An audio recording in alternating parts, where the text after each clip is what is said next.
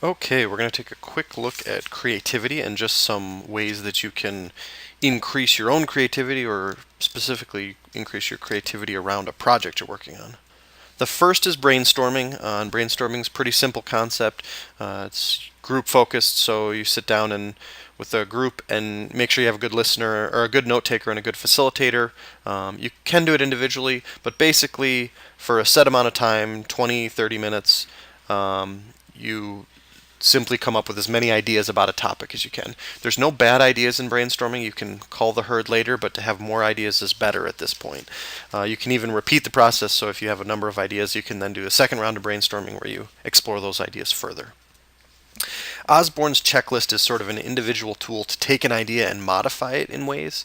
So basically, using a list of action words, adapt, modify, magnify, minify, substitute, rearrange, reverse, you basically take your initial idea and then change it in some way to see where it goes, to see what new ideas you can generate.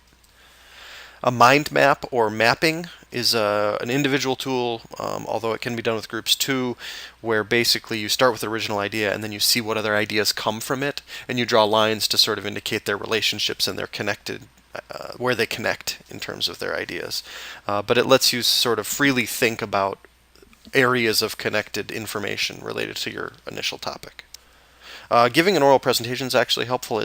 Have someone sit down and listen, and you talk through the whole problem. So this is the project. This is what I'm doing. This is what I'm trying to do. This is where I'm going, and you'll be amazed at the feedback you can get from anyone about just what they think, or the questions they have, or the problems they see with it.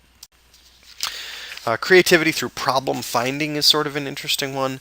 Basically, Picasso sort of summarized this in that he would start drawing on canvas, and basically when something moved him, he would stop with that canvas and start an actual piece of art. But the process of drawing helped him think, or the process of he was finding the problem. Basically, he was just drawing until something struck him. That's very similar to the brainstorming by image making, in that basically the process of creating art, the process of creating helps activate thinking in the brain in the zones related to visual thinking. So you brainstorm while making images. Similarly, the spontaneous art improvisation, it's a specific tool around that problem finding. Just start drawing and see what happens. Happy accidents. So the while you're doing these spontaneous drawing activities, while you're doing this problem finding, you'll run into the happy accident where you don't plan on this, but then it generates something sort of helpful. And the game associated with all of these is the Exquisite Corpse game, and this is basically a group tool to see what people would create. And in the Exquisite Corpse game, you actually take a piece of paper and you fold it into thirds, and passing the paper between three people. Three people are responsible for drawing either the legs, the midsection, or the top of a person, of a corpse. And you leave your lines just over the edge so they can see where to connect the person, but the bizarre new animal that you create, because usually it's not exactly the same person that everyone's drawing, ends up being sort of some new creative image. I think one of the most helpful processes when you're trying to think about ideas in terms of design is attribute listing. So in attribute listing, basically you list all of the different ideas or attributes associated with your topic.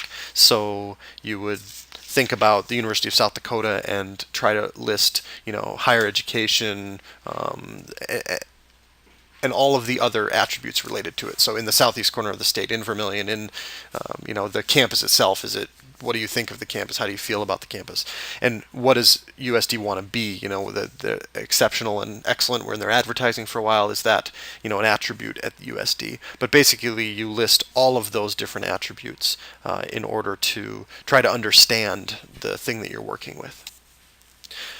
And the last would be a visual metaphor. So thinking about what visual metaphors would communicate the object you're designing or the thing you're working on. How do you create a visual metaphor that will communicate something about that?